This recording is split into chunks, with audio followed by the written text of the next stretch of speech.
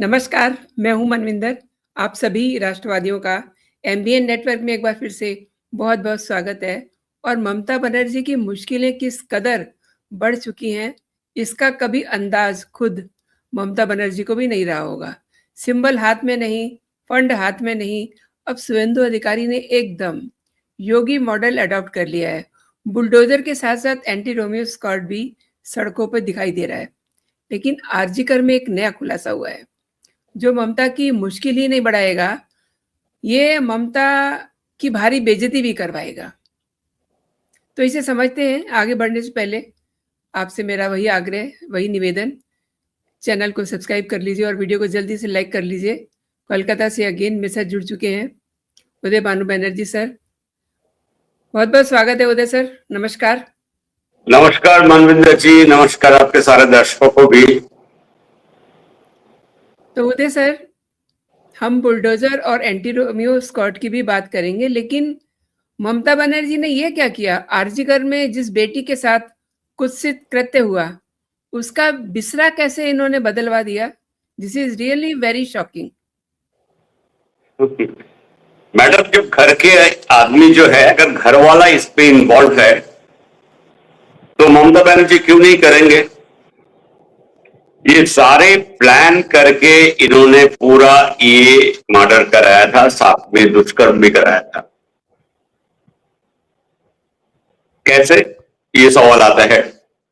अब देखिए, जो लोग बहुत परिचित नेम जो है, नाम आया था आरजीकर केस में, एक था प्रिंसिपल डॉक्टर संदीप घोष, दूसरा है संजय राय, जिनको अरेस्ट करके उनको तो लाइफ इम्प्रिजनमेंट दिया है, और 3 पुलिस अधिकारी।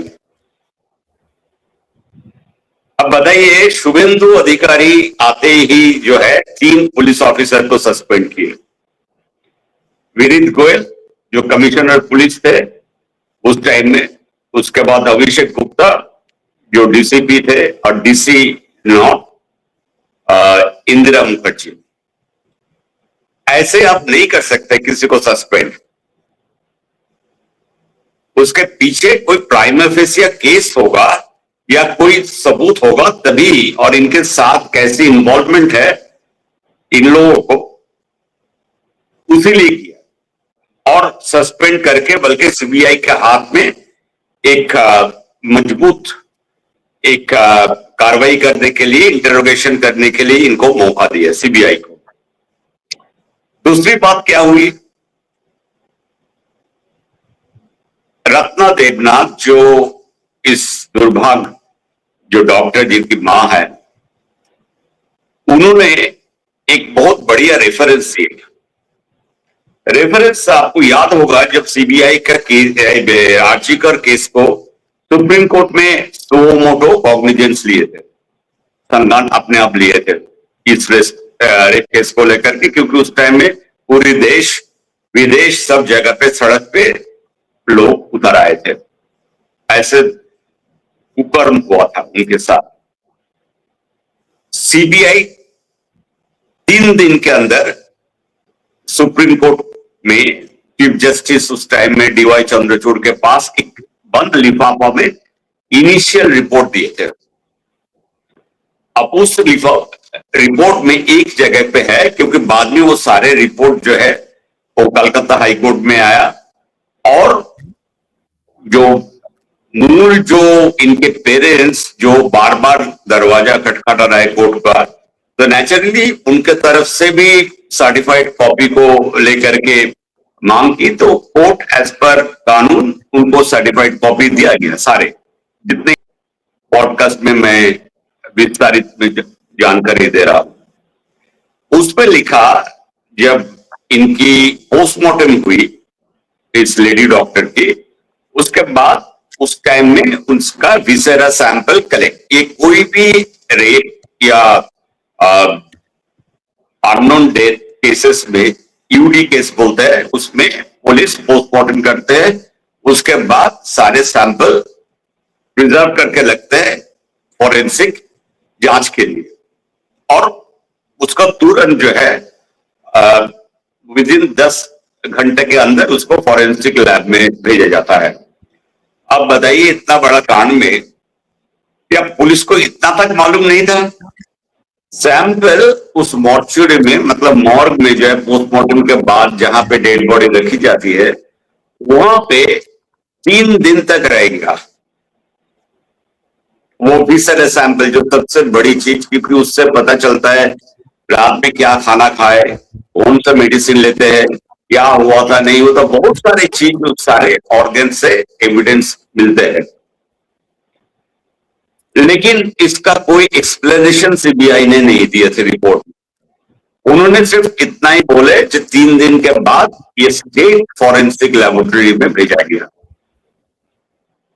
अब ये बात घूमते घूमते जब हुआ तो अचानक एक इंसान जो पहले उस लैब में काम करते थे, स्टेट, राज्य सरकार का लैब है, मान ये सुन लीजिए, राज्य सरकार का लैब मतलब ये डायरेक्टली हेल्थ डिपार्टमेंट के अंडर आता है। और उस टाइम में हेल्थ मिनिस्टर कौन थी? ममता बनर्जी। तो वहां के एक रिटायर्ड कर्मचारी इनको एक पत्र लिखे, जो आपके बेटी के जो सैंपल है, जो विसरा सैंपल वहां पे लिया गया था, वो उसमें कुछ गड़बड़ी हुई थी सैंपल में। एक तो पहली बात है, 3 दिन के बाद आप क्या प्रिजर्व करोगे? क्योंकि वो भी सैंपल भी जिस तरीके से रखा जाता है, ठीक है, एक लैब में, एक कंट्रोल टेम्परेचर में, वो तो बिल्कुल वहीं पे तो कॉन्टेमिनेशन का होने का बहुत बड़ा चांस है, क्वेश्चन मार्क हो गया। सर एक चीज और है ना, उस समय जो ममता बनर्जी मुख्यमंत्री भी थी, गृह मंत्री भी थी, और हेल्थ डिपार्टमेंट भी इनके पास था, और इन्हीं के ऐसी जानकारी आ रही है कि इन्हीं के वर्बल ऑर्डर के बाद ये सब कुछ किया गया। और एक चीज और है, मैं वो भी आपसे समझना चाहती हूँ, ये केवल अकेला मामला नहीं है, बल्कि एक और दिलचस्प मामला सामने आ रहा है कि टीएमसी के शासनकाल में मारे गए बीजेपी और सीपीआईएम के कार्यकर्ताओं के विसरा सैंपल को भी इसी तरीके से नष्ट किया गया। बिल्कुल मैडम, उसने तो पूरा चिट्ठी में, 3 पन्ने की चिट्ठी में सारे एविडेंस के साथ किस किस जगह, कहां पे, किस दिन हुआ था, ये सारे सब कुछ उस पत्र में लिखे थे। अब एक चीज सोचिए, ये मैटर पहले से ही प्लान किया गया था, कि वो उस दिन रात को, जिस दिन ये हुआ, उस दिन रात को आरजीकर प्रेमिसेस में, हॉस्टल में 2 जूनियर डॉक्टर्स के पार्टी चल रहा था। उस पार्टी में ममता बनर्जी के भतीजा डॉक्टर अवेश बनर्जी वहां पे थे। उनका प्रेजेंस रहने का एविडेंस है, साक्षी है। दूसरी बात है, इनकी जो गैंग चलती थी, ये जो डॉक्टर के ऊपर थ्रेट कल्चर, टॉर्चर करना, उसके बाद सारे नार्कोटिक्स इन लोगों के बीच बांटना हॉस्टल में, वहां पे आरजीकर का नर्मदा कैंटीन जो डॉक्टर के लिए है, वहां पे डॉक्टर आशीष पांडे को देखा गया। आशीष पांडे फिलहाल अरेस्ट सीबीआई के कस्टडी में है। आशीष पांडे एक ऐसा नाम है जो, मतलब डॉक्टर के नाम पे बहुत बड़ा काला धब्बा है। इनके इशारे पे सारे जो है सब कुछ चलता है। ये रूटीन फिक्स करता था, सब कुछ रोस्टर डिसाइड करता था। ये पहले से ही ये प्लान करके ये लोग आए थे, इस लेडी डॉक्टर के साथ ऐसे करेंगे। फिर जब हो गया तब ममता बनर्जी अपने एक्शन में आए। एज ए होम मिनिस्टर उन्होंने क्या किया? पहले पुलिस को बुलाया। एज ए हेल्थ मिनिस्टर उन्होंने क्या किया? हेल्थ सेक्रेटरी और उन्होंने प्रिंसिपल आरजी गौर, संदीप घोष, इन तीनों को लगाया। अब देखिए, इंदिरा मुखर्जी के पास तो ऊपर तो सीधा सा आता है, क्योंकि इन्होंने प्रेस कॉन्फ्रेंस करके ये डीसीपी वो दिखा रहा है आरजी गौर का जो क्राइम सीन है, वहां पे कितने लोग खड़े हैं। एक आदमी, कोई रिपोर्टर पूछा, मैडम ये लाल कपड़े वाले, कमीज वाले, ये कौन है इंसान? तो वो बोलते हैं ये है फिंगरप्रिंट एक्सपर्ट। फिर पता चला वो एक्चुअली पीजी हॉस्पिटल का रेडियोलॉजी का एक डॉक्टर है। अब बताइए, देखिए, क्राइम एक ऐसी चीज है ना, झूठ के ऊपर अगर आप स्टोरी बनाओगे, एक झूठ को दबाने के लिए दूसरा झूठ बोलोगे, दूसरे को दबाने के लिए तीसरी, तीसरी से चौथी, लेकिन कभी ना कभी जाके कहीं से निशान छोड़ ही देगा। दुनिया में ऐसा कोई भी क्राइम आज तक नहीं हुआ जिसमें जो है क्रिमिनल अपना निशान छोड़ के नहीं गए। सिर्फ और इन्वेस्टिगेशन आयोग का नियत होनी चाहिए, हमें क्या पकड़ना है। उदय सर, आज की तारीख में यही वजह है ना, आज उनके ममता बनर्जी के हाथ में ना पार्टी सिंबल है ना फंड है। आप फंड के लिए भी कुछ बता रहे थे कि कोर्ट में काफी कुछ चल रहा है, जरा उसके ऊपर भी रोशनी डालिए। पार्टी सिंबल तो इनके पास रहेगी नहीं मैडम, ये मैं अभी से बता देता हूं। आपको इसके बारे में कंफर्मेशन आने में 2-4 दिन लगेंगे, क्योंकि हमारे संविधान के मुताबिक दोनों पक्ष के बाद जो है इलेक्शन कमीशन सुनेंगे। आज सुने हैं ऋतव्रत तृणमूल का, उसके बाद अगले दिन ममता तृणमूल, उनका तो सिर्फ 3-4 आदमी है, 5 के उंगली के बराबर इनका मेंबर है। चलिए, तभी इनको तो मौका दिया जाएगा, और हमारे कानून के विधिवत नियम है, सबको मौका मिलना चाहिए अपने बात रखने के लिए, कोई बात नहीं। कलकत्ता हाईकोर्ट में आपको मालूम है, जो अकाउंट्स को लेकर के दोनों जो है पक्ष याचिका डाली थी, तो आज उनकी हियरिंग हुई। आज कलकत्ता हाईकोर्ट बैंक से एफिडेविट के साथ सारे अकाउंट्स का डिटेल्स मांगी है, स्टेटमेंट। और मैडम, जो खबर में जो सुनने में आ रहा है, जो सिर्फ मतलब जितने मेन स्ट्रीम मीडिया 3 अकाउंट के बारे में चर्चा कर रहे हैं, एक्चुअली ये 8 अकाउंट है मैडम। एक रीजनल पार्टी सिर्फ जिसका सोचिए अस्तित्व जो है वेस्ट बंगाल में है, दुनिया में मतलब कहीं पे नहीं है, ना तो भारत में और कोई अंगराज में है, कुछ नहीं। ये लोग बहुत बड़े बड़े भाषण दे करके गए थे त्रिपुरा इलेक्शन लड़ने के लिए, फिर गए थे गोवा में, और सबको मालूम है ये नोटा से भी इसका 4% कम मिला।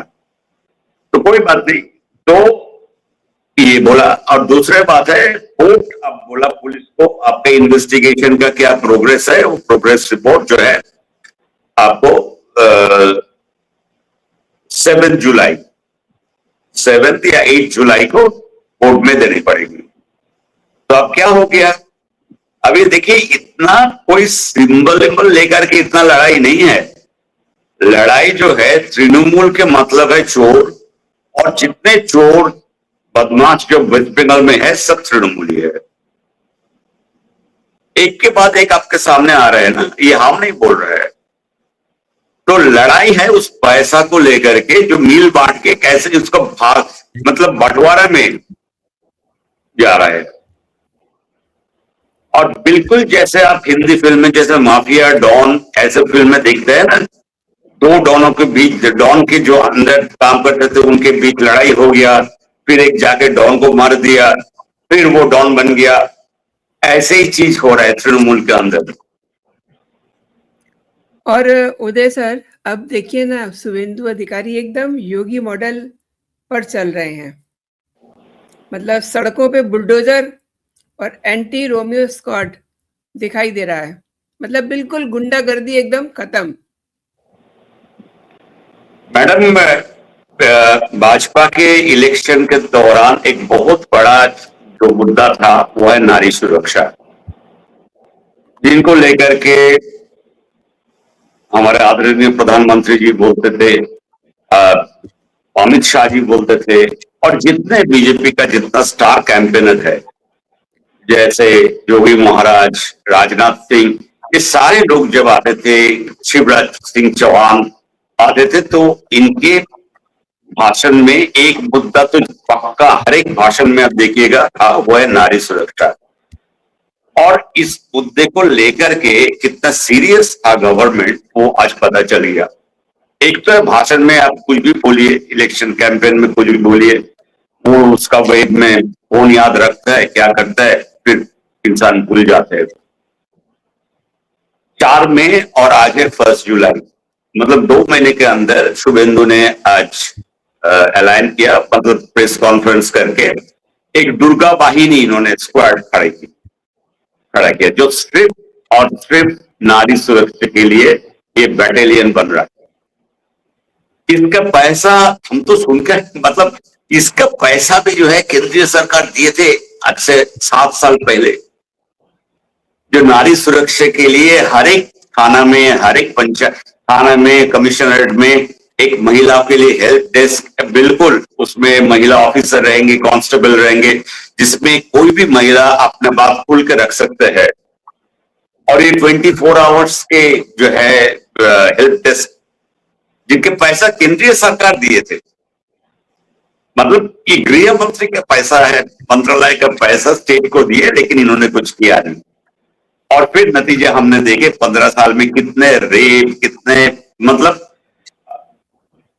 कोई नारी का कोई सुरक्षा ही नहीं था। कलकत्ता में ऐसा सिचुएशन हो गया था।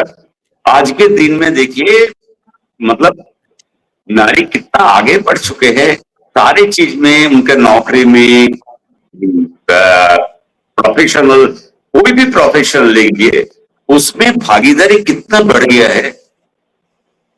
और यही लोग जाके पार्लियामेंट में चिल्लाते हैं नारी सुरक्षा बिल को लेकर के, और फिर जब बिल पेश होती है तो उसके अगेंस्ट में वोट करते हैं।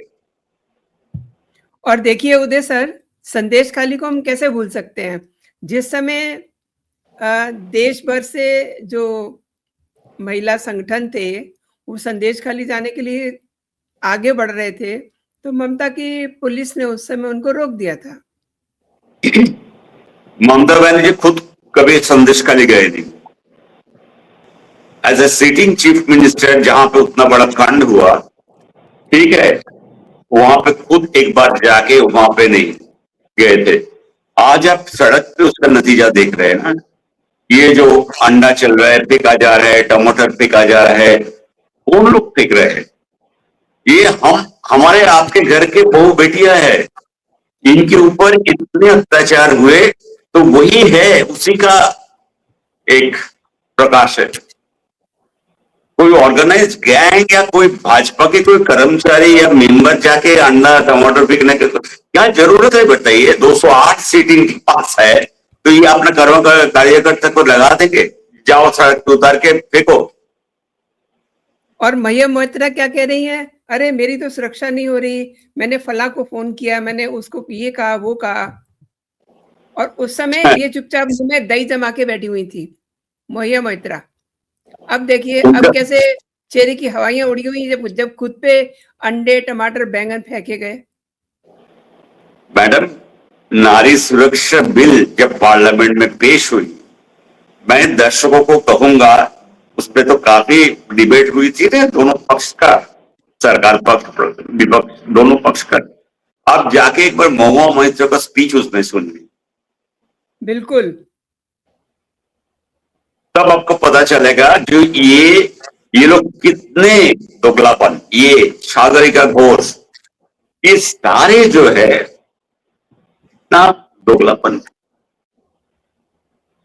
और उदय सर, ये जो योगी मॉडल का एंटी रोमियो स्क्वाड है, ये भी तो महिला सुरक्षा के लिए ही है। बिल्कुल, और यही तो महिला चाहते हैं। वो चाहते हैं आज के भारत में वो हर एक चीज में हिस्सेदारी लेते हैं, समाज के हर एक काम में वो हिस्सेदार होते हैं। तो उनको सुरक्षा इसीलिए जरूरी है क्योंकि एक महिला अगर के ऊपर कोई अत्याचार होते हैं तो उसका पूरा फैमिली बर्बाद हो जाता है। एक नहीं, एक महिला अगर शिक्षित होती है, एक बेटी अगर शिक्षित होकर स्कूल से निकालती है, तो वो अच्छे बेटी बनती है, अच्छे माँ बनती है, अच्छे बहन बनते हैं और अच्छे नागरिक बनते हैं। समाज तो उसी से ही चलता है ना। तो इसीलिए इनका सुरक्षा जोगी मॉडल, मैडम जोगी मॉडल का खास क्या है? अवैध निर्माण को मिटाओ। सरकारी जमीन कोई बाप का जमींदारी नहीं है, सरकार का जमीन है, सरकार ले लेगी वापस। इसमें किसने कहा था आपके पास कोई अप्रूवल है, कोई प्लान सैंक्शन है, आपने आए, आप कौन हो भाई? एक दूसरा जोगी मॉडल में क्या था, जहां पे मैडम नारी को सुरक्षा देना, और तीसरा, जो पुलिस को, मैं तो कहता हूं वेस्ट बंगाल पुलिस, कलकत्ता पुलिस पिछले 2 महीने में जितना काम किया है शायद पिछले 30 साल में या 50 साल में नहीं की। इनका तो चर्बी जो है बिल्कुल धीरे धीरे कैसे इनका खाल उतारा जा रहा है, अब देखिए और देखते रहिए। ये तो जब अभी शुरू हुई ना, अभी जो लोग का काम का आदत छूट गया था, जो लोगों का सिर्फ काम था जो है पार्टी कैडर को प्रोटेक्शन देना, एफआईआर नहीं लेने का, महिला को हैरेस करने का, वो लोग को तो आप आईना दिखा रहे हैं ना, उनका सर्विस रूल में क्या कहते हैं और वो क्या करते हैं, कितने घंटे की ड्यूटी है। जो भी मॉडल में क्या था, सरकारी कोई भी ऑफिस 10 बजे खुलता है तो 10:15 तक आपको बायोमेट्रिक दे करके अंदर जाना है, और अगर 5 बजे तक ऑफिस है आप 4:45 से पहले निकाल नहीं सकते, वो भी बायोमेट्रिक दे करके। वही शुभेंदु जी ने किया। तो हमें तो एक एक स्टेप में याद आता है उस कैंपेन को शुभेंदु जी का, जहां पे जोगी महाराज आए थे बंगाल में, और शुभेंदु जी जैसे अब जो है गुरु के चरण स्पर्श करते हैं, उसी विनम्रता से उनका पैर पे दंडवत प्रणाम किए थे। और जोगी बाबा अपना चोली जो है भागवत चोली उनको, तो बहुत बड़ा हमें लगता है शुभेंदु जी का एक होता है ना, एक फिलोसफी फॉलो करना, किसी एक को जो है आइकॉन मान के चलना। तो शुभेंदु जी का स्टाइल मुझे उसी का इंगित दे रहा है, निर्देश दे रहा है। बिल्कुल सही कहा आपने। और आने वाले दिनों में हो सकता है कि वेस्ट बंगाल में कोई अतीक अहमद हो, तो उसका भी आप कार्यक्रम देखेंगे। आपने उदय जी मेरे लिए समय निकाला, मेरे दर्शकों के लिए समय निकाला, और इन तमाम विषयों पे आपने बहुत ही विस्तार से जानकारी दी। बहुत बहुत धन्यवाद आपका। जय हिंद, जय भारत। जय हिंद मैडम।